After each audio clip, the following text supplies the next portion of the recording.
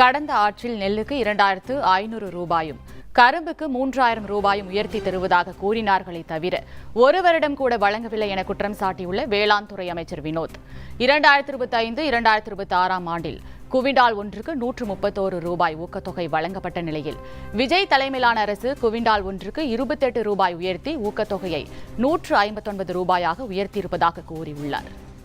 கடந்த ஆட்சியில் நெல்லுக்கு 2500 ரூபாயும் கரும்பிற்கு 3500 ரூபாயும் உயர்த்தி தருவதாக அவர்களின் தேர்தல் அறிக்கையில் தெரிவித்திருந்தார்கள்.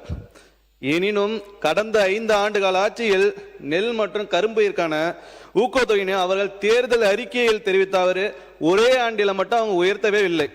நெல்லுக்கான ஊக்கத்தொகை சாதாரண ரக நெல்லை பொறுத்தவரை 2021-22 ஆண்டில் ஒன்றிய அரசால் அறிவிக்கப்பட்ட குறைந்தபட்ச ஆதரவு விலையான 1940 ரூபாயுடன் ஊக்கத்தொகையாக குண்டால் ஒன்றுக்கு 75 ரூபாய் அறிவித்து மொத்தம் 2015 ரூபாய் வழங்கினார்கள். 2025-26 ஆண்டில் ஊக்கத்தொகையாக குண்டால் ஒன்றுக்கு 26 ரூபாய் உயர்த்தி 131 ரூபாயாக ஊக்கத்தொகை வழங்கப்பட்டது. ஆனால் இந்த அரசு நம்ம மாண்புமிகு முதலமைச்சர் தலைமையில் பொறுப்பேற்ற நாள் முதல் இந்த 3 மாதத்தில் சாதாரண ரெல் நகை குண்டால் ஒன்றுக்கு 28 ரூபாய் கூடுதலாக உயர்த்தி ஊக்கத்தொகையை 159 ரூபாயை உயர்த்தியுள்ளோம்.